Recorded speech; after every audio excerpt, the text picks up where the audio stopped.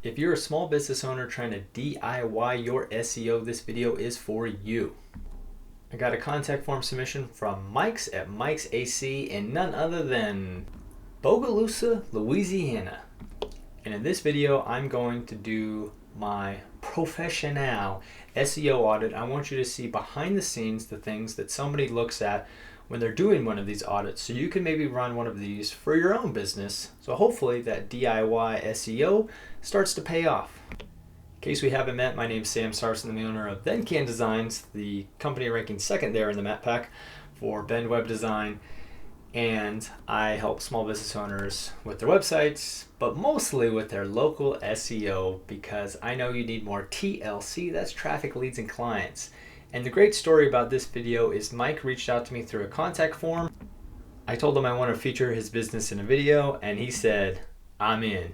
And I like to reward that activity. So, like I said, in today's video, I'm going to break down my SEO audit process. So let's get into it. This is my old school SEO checkup form. I still use it sometimes because it's so simple. It's just easy to use. You know what? I'm going to put a link to this in the description. Why not? And so I like to start with some basic things here, like the page speed and whether or not the site's actually being indexed, which is actually the first one right here. So index, mobile friendliness, and page speed. Those are the first three I like to look at. A lot of that has to do with user experience when it comes to speed, and then also like, is the site being indexed? That's basically a question of whether or not Google's even seen the site. So here are some simple ways to do that. If you go to google.com or whatever, you get to the search thing, type in site beforehand, like that, site, and then the rest of the address, hit enter, and then that'll show you all the pages that are indexed. And so let's see what we got here. So it looks like all of his pages are being indexed. That makes sense, he's using Google Sites. However, even though they're being indexed, when I search for his primary keywords, I'm actually having a hard time finding it. So I'm thinking that his site may not be submitted to Google Search Console, so that's something we'll have to look for later on. I still like to use GTmetrix for speed reports. You have to have an account now, but it's free, so no biggie.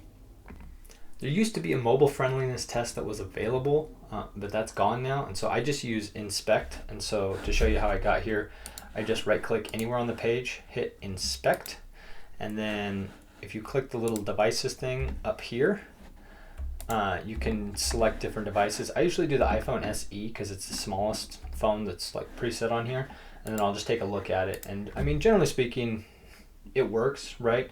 It's got a navigation, and I'd love to see the call to action above the fold. That's always good for conversion, but we'll talk about conversion here in a second. But generally speaking, like, I don't have to scroll side to side, and so I would say this would pass the mobile friendliness test. Let's go back over to GTmetrix, and so we got a 91%. That's not bad. I always like to say if it's an 80 or above, I'm not even worried about it. So let's move on. The next thing I check after those first three is the sitemap, and then I actually start to get to on-page SEO. And so I'm going to just check the sitemap being done here because I'm checking Google support, and they're saying that Google Sites doesn't actually have a sitemap, but Google's going to see it anyway. So I'm not too worried about this. The site is built with Google Sites, which is free. So that's a good tool if you're just getting started, right? It's nice to have free options, so that way you can get something out there. Because like I like to say, something is better than nothing. The next thing I like to look at are on-page SEO. That's the SEO title, which is super important for ranking factors, and the meta description. Not so important for the algorithms, but important for humans. And then the last is hierarchical content.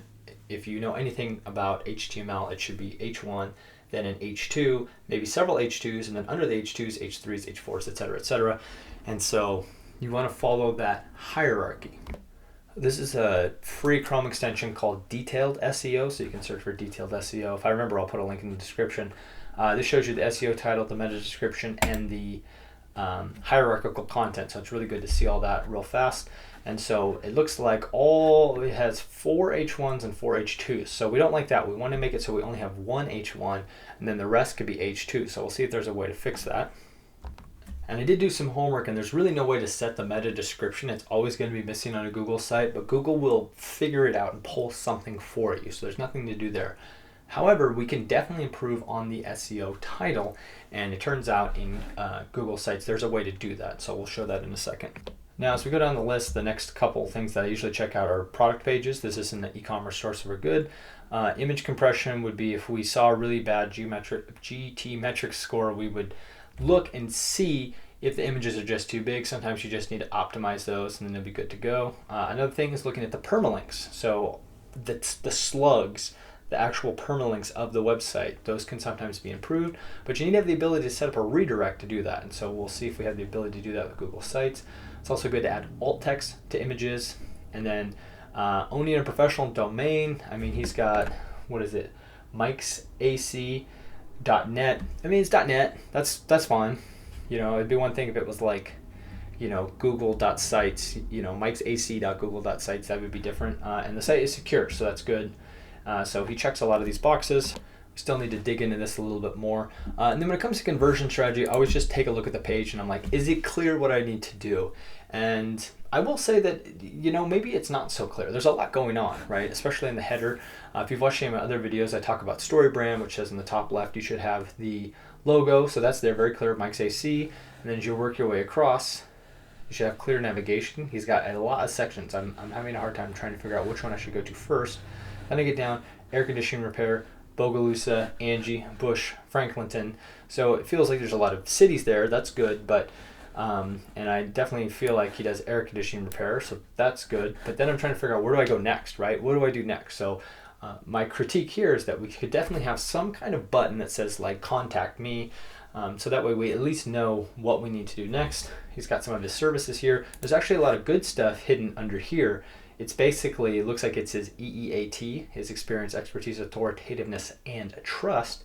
But it's hiding behind this little thing, so it might be good to break that out. It'd also be nice to have a picture of Mike somewhere, kind of like a founder section. And then I noticed there's kind of like a FAQ section right here, so it might be good to maybe put a little header right there. We have Google Maps, which is always good. And then we have the phone number and the email address. It's always really good in the footer to put the NAP, the name, address, and phone. So it'd be really good to just have the name of the business, the address, if that's publicly visible. If not, the city that you primarily service, linking back to the Google business profile, and then the phone number. And then I do like to include the email if it's publicly facing. So I did some homework, and actually if you change this right here, like if we were to put Bogalusa, we'd probably put something like HVAC repair in Bogalusa, Louisiana, right? That right there, that's the SEO title. So that would change the SEO title. I'm not going to do that right now because my man Mike, I want to be able to approve these things. But that's how you change the SEO title on Google Sites. Another thing I noticed is that if you click on something, the styles are right here, and so the title is H1. And so what we should do is go down to these other things that have been labeled H1s, like this one right here, and make it a heading, which I think would be an H2. I'm too afraid to actually test it out. I will go through and clean this up, and I'd probably turn this off from collapsible, which I saw somewhere. Where was that? Oh, here it is, collapsible. I turn that off and just leave some stuff here. Maybe add an image or two just to break up all this wall of text. And like I said, adding a founder section that, you know, talks about Mike's, again, expertise, experience, authoritativeness, and trust. Google is rewarding that so much right now. Quality over quantity in the time of AI. And so I would totally recommend doing that. And then maybe adding a little header to the FAQ section. And then again, tightening up the footer so that way it definitely has the NAP included, that name, address, phone, and then also the email. Now in this section, I want to take a moment to highlight something that Mike asked about. He said, I guess what I'm looking for is how to clean up my site, and should I focus my tips to my GBP instead? And later on, he also mentioned that he wanted to ensure that they had a place to continue to put tips and pictures to appease Google. Let me see the words he actually used really quick. There it is. He says, I need a place to add content a few times a week to keep Google happy, right? This is misinformation.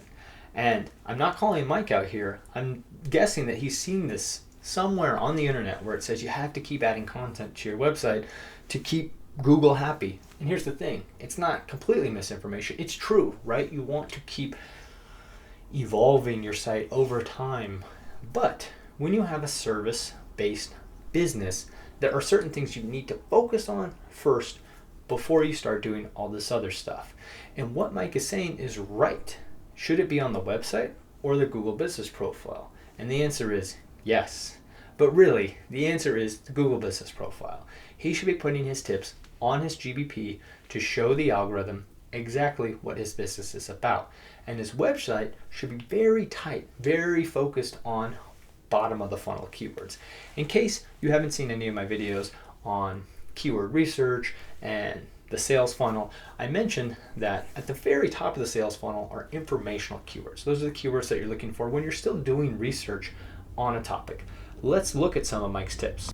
So over here we have one of Mike's tip pages called Heater Safety. It says the importance of furnace safety checks for Angie, Bogalusa, Bush, Franklinton, Poplarville, and Sandy Hook. And then it says, as winters approach, the importance of furnace safety checks cannot be overstated. And then it goes to break down tips. And just so, you know, we're clear here, like, Mike, I can tell this is from ChatGPT because I can see the double stars around each thing. And that's just something that ChatGPT does. I asked it a similar question, and if I copy and paste it, see the double stars? Haha! So, there's nothing wrong with using AI-generated content as long as you vet it, make sure it's good, and also probably strip some of the things out that totally give it away as AI-generated content. Mike's tips aren't inherently bad. They can actually be good. But here's the problem. Creating content for the sake of creating content is not helpful in 2024. There is a flood of content going out there into the internet. And the thing is, if you're targeting a specific informational keyword and you think your website has the authority to rank for that keyword, target it. That's a great strategy. But if you have a service-based business, especially in a smaller town or like Washington Parish, then your real focus should be on the commercial intent keywords, which are farther down the sales funnel, and those are your services. Let's break it down for our man Mike. In case you haven't watched my videos on keyword research, one of my first strategies is just starting on Google, but eventually I jump over to SEMrush. And so right now I'm looking up HVAC, and that seems to have the most volume. I also looked up air conditioning repair, and it's about 50,000, and so that's a 4x on a nationwide level. And so now let's break it down by actually going to Google Keyword Planner, and I typed in air conditioning repair, and I actually limited it, I geofenced it to Washington Parish, Louisiana, which is kind of like the community he's in, right? And I'm seeing about 1 to 100 average monthly searches for air conditioner repair, and then I also noticed that HVAC repair is a similar volume. However, see this year-over-year change of plus infinity? So we like that one. And that's exactly what Mike does. So let's check out what we're actually seeing when we look up HV repair near me in that area. I said HV repair, HVAC repair, HVAC. So the first thing you see, notice this is important to pay attention to, is the Google guaranteed at the top. These are local service ads, okay? Now, the thing is, Mike's never going to get above these people unless he's willing to pay. Now, this is a big problem for small businesses because these aren't necessarily cheap, but the nice thing about Google Guaranteed is if you can get listed here, you're actually only paying per lead. And so it's kind of like an Angie's List or something like that, but it's a little more legit from what I understand. And so I don't always like offer this first to my clients, but this is something I keep in the back pocket. Not every niche qualifies for this. But going forward, you have to think about local service ads because you're always going to be below them. Even SGE is probably going to show up below Google Guaranteed. So as we scroll down, we see good stuff. We see that Mike's AC is listed number 1 for his Google business profile. So it's right there in the map pack. Awesome. And Mike did admit that for some searches, he seems to be second, but for the most part, he's first. But one thing I'm noticing is that he's not showing up in the organic results at all, which is kind of interesting because he's been around for a while. He's number 1 in the map pack. Why is he not showing up in the organic search results, like at all? It's almost like he's not even here. Actually, the first mention I can find of his site is here, and it's the MISC page, right? I love referencing this graphic from Whitespark. What they do is every year they compile SEO experts' opinions on what they think are the most important ranking factors. And so the one on the left here is for the map pack, and the one on the right is for local organic. And so those are the old school blue links at the, the first page, second page of Google that we're used to. Notice how important the Google business profile is for the map pack. That makes sense. It is your Google business profile. But also, on-page signals are super important, and reviews. If we look back at Mike's, he's got a lot of reviews, and it looks like his page is doing enough to keep him around number one or two, he said, basically, depending on the weather, he said, which I thought was funny, because that's what it feels like sometimes. And it's probably actually based on proximity, where you're at, and searching, things like that. Now, if you look at on-page, when it comes to organic, on-page is the number one most important local ranking factor, and we can actually break that down more specifically. So the number one most important is having a dedicated page for each service, and then making sure you're having good internal linking. Then it starts to get into the first one that has to do with backlinks, and then it has to do with keywords, right? And the first is, number 4 is geographic keywords, and then number 7 is topical keywords. And so geographic for him would be things like Bogalusa and the other towns around him. And then topical would be talking about things like HVAC, air conditioner repair, heating repair, things like that. And so you want to make sure that you're hitting these points first before you do everything else. And so the biggest lesson I want people to take away from this is that informational keywords, while helpful and probably integral to an advanced keyword strategy, they should not be the first thing you focus on, nor the second, nor the third, nor the fourth. If anything, the best place to put things like that, especially if you're just dabbling with, say, AI-generated content, and you want to just get stuff out to appease Google, the best thing to do is to put that on your Google Business Profile under Updates. Let me show you how. All right, so here's Mike's Google Business Profile. He's nice enough to add me as a manager for this video. And so we could go through and edit his profile and all that stuff. But what you want to do is you actually want to click here and go to Add Update. And then from there, you can add an update. And then that's your more traditional update. So for his tips that he's been doing, I would put those in there probably once a week, maybe once every other week. You don't really need to put that much velocity behind it. If you ever have an offer, Mike, you would want to add that here and definitely put the time parameters. And so, maybe it's 10% off, or maybe you're having a holiday special. And last but not least, our event. So if you're ever hosting like a local event, you can do something like that. And the same tip goes out to the viewers watching at home. Since we're here, we might as well take a look at his Google Business Profile. And so it looks like the primary category could be right. I did a little bit of research earlier, and it could be either HVAC contractor or air conditioning repair service, but it looks like his competition is doing air conditioning repair, so might as well go with that. Sometimes it's good to flip that depending on the year for HVAC, like maybe heating right now would be your number one, and then flip back to air conditioning in the summertime.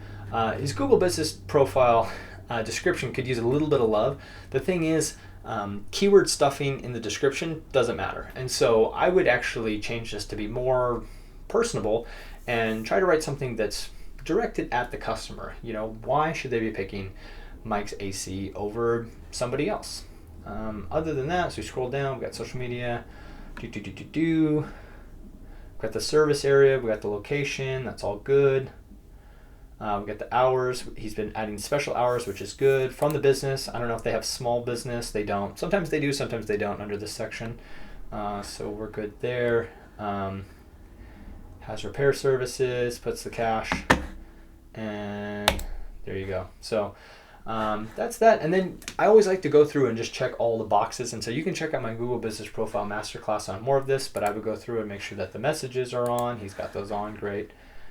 And then let's see, make sure all the services are in here. Looks like he's got that. He's put plenty in there, and sometimes it'll pull that from your website, which is great. Booking should be linking back to something, so it would be great to add the contact page right here. And then calls, are those turned on? So you just turn that on, super easy. They just route it through like a secondary number so they can track it, and it'll ring through right to the phone that's actually attached to it, which would be that number right there. Q&A. So that FAQ that you have on your website, you can actually ask yourself those questions right here. So that's something you can do, which is great. And then of course you want to keep asking for reviews, but right now you have 88 reviews at 4.9. That's great. And another thing is to just go through and I always tell people this, like these reviews. If you have staff members, have them log into their Google accounts and go through and like these reviews. More activity, the better. But you really want to be careful because you want to pace your activity out over time. Mike was 100% right. Google rewards activity over time. But that doesn't specifically mean posting a blog post twice a week. I don't think that's the way to win in 2024. If anything, this is going to be a lesson on SEO pruning. How do we tighten Mike's page up so it's more focused on the bottom of the funnel keywords and has maybe a few knowledge-based articles that can help people that are interested in those questions in his area. But you can do things to your Google Business Profile over time to make sure you're ranking for those bottom of the funnel keywords and show up when people are looking for HVAC, air conditioner repair, heating repair, etc., in your area. Bonus part of the video, I'm going to give Mike some tips on how to kind of clean up his site moving forward.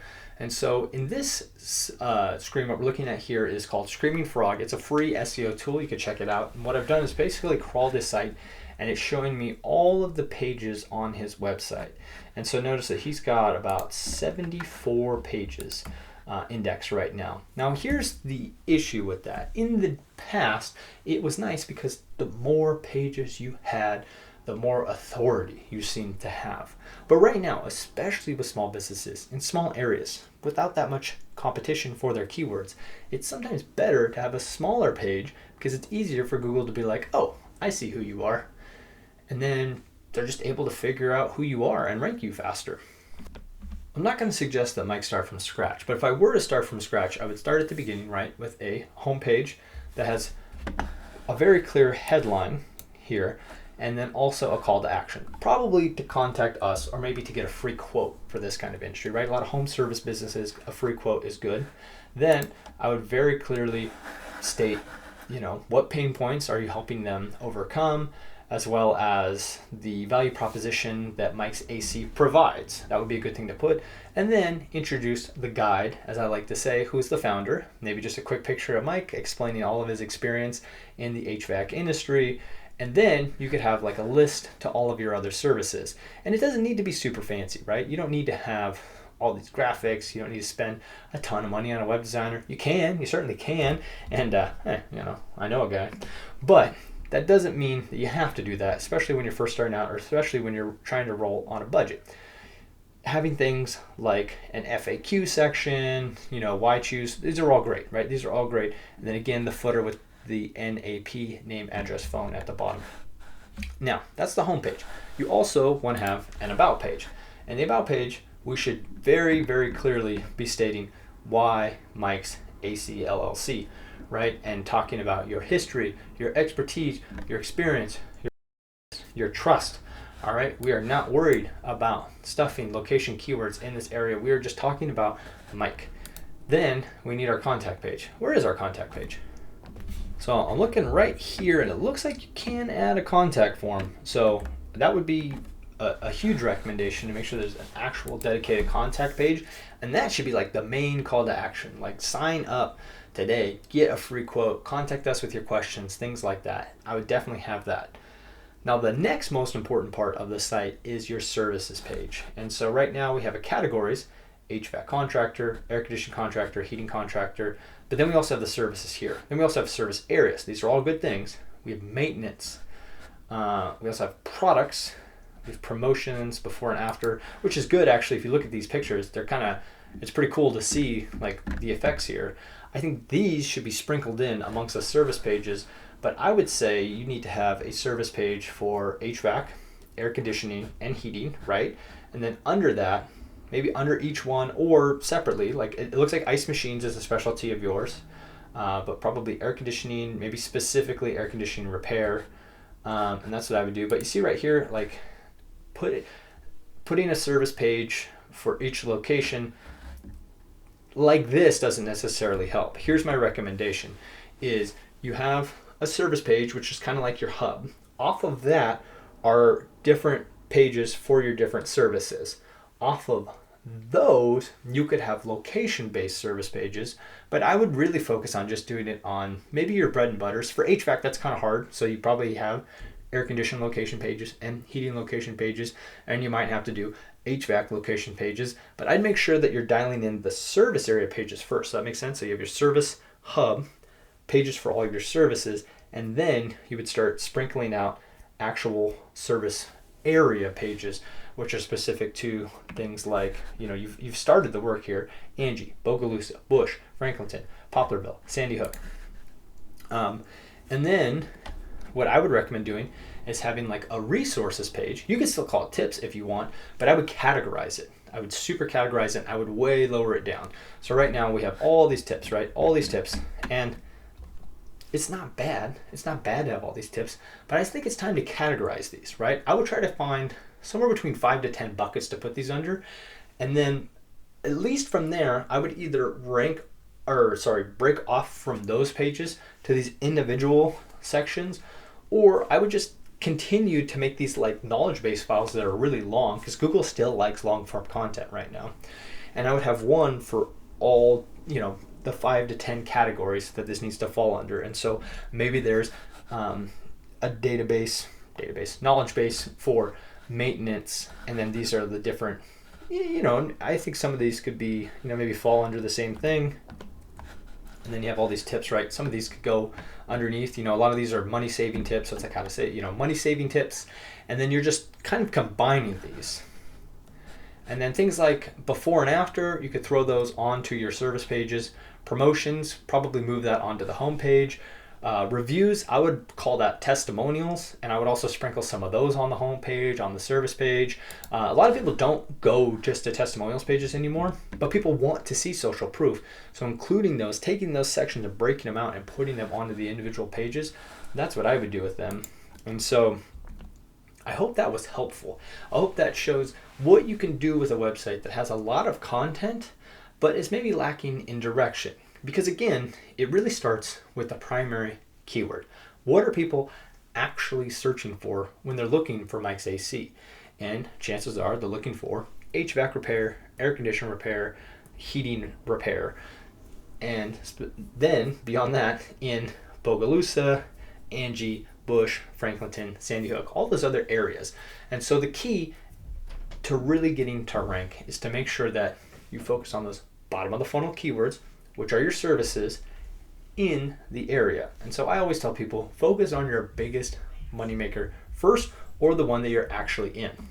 Now the last tip from my man Mike is to make sure that the site is submitted to Google Search Console, because that is the fastest way to get your pages recognized by Google. But first I do a lot of the cleanup, then I would submit to Google Search Console. And so what do I mean by that? One of the problems is that we're not going to be able to set up 301 redirects for the pages that are not showing up, the ones that we're going to turn off. Now, when I look up Mike's site in SEMrush, I'm not seeing a lot of data, so I'm thinking that we won't see a big hit from that. But that would be the preferred first step, is to set up redirects from the pages that we might prune and point them to the kind of hierarchical knowledge base file. But he has Squarespace, it looks like. And so what we'll be able to do there is add a simple text record to his Squarespace domain, and then from there he'll be able to verify his domain property in Google Search Console and upload from there. We'll end up with some 404 errors, but I think that if he kind of does the fixes first and then submits to Google Search Console, a lot of that stuff will get missed or kind of forgotten about over time. I don't think there was a lot of traffic going to that, although I'd be curious in something like Google Analytics or Google Search Console, see how much traffic those tips pages are getting. And that's definitely something you want to do when you're pruning pages, is make sure you don't erase, say, a page that keeps getting visited by viewers or users of your site, because that could actually have some value and you don't want to lose that. In conclusion, my man Mike did good. He reached out for help. He's doing the work. He's trying to DIY his SEO, and he's doing all right. You see his Google Business Profile is ranking first, but why isn't his website following suit? And it just seems like some simple tweaks and some changes over the next few weeks or the next few months will help him get ranking higher, which will also support his Google Business Profile. And of course, if he wants to stay at the very top, he's got to reach a little bit into that pocket and sign up for that Google Guaranteed to end up at the top, because those will be ahead of the Map Pack and SGE moving forward. My big takeaway here is that when you hear stuff like Google rewards activity over time, which is something I know I say all the time, you need to be careful about what that means. I don't know, but I think that in 2024, Google is really going to be rewarding quality over quantity. I know you can go on YouTube and find other videos that will say the exact opposite of what I said. That's just the nature of SEO. It is an art, not a science. Okay, it's both. Can we spin up a site with a bunch of AI generated content with 10,000 pages and get it to rank tomorrow and turn it into an affiliate link site and blah, blah, blah, blah, blah? Yes, but you are running a small business in a real location trying to actually serve customers in your area. You have to take a different strategy than that, and that involves figuring out what your primary keywords are for each one of your services at the bottom of the sales funnel, creating super great content so that when people land there, they understand how to sign up and work for you or work with you, get a free quote, something like that. Then you want to make it super clear so you can convert them. And if they're not quite ready for you, it might be a good idea to just capture their email through some sort of lead generation process, take advantage of email marketing. There's all sorts of stuff you can do for digital marketing when you're a small business. But there you have it, folks. And Mike, I hope this helped you out.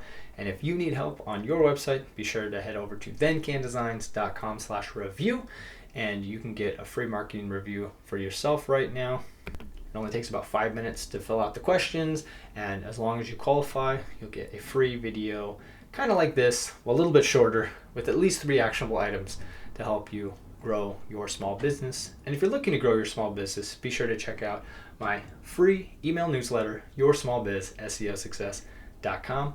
Hope to see you there soon. If you found this video helpful, be sure to hit that subscribe button below because you don't want to miss the content that's coming out, especially if you're trying to DIY your SEO for your small business. Until next time.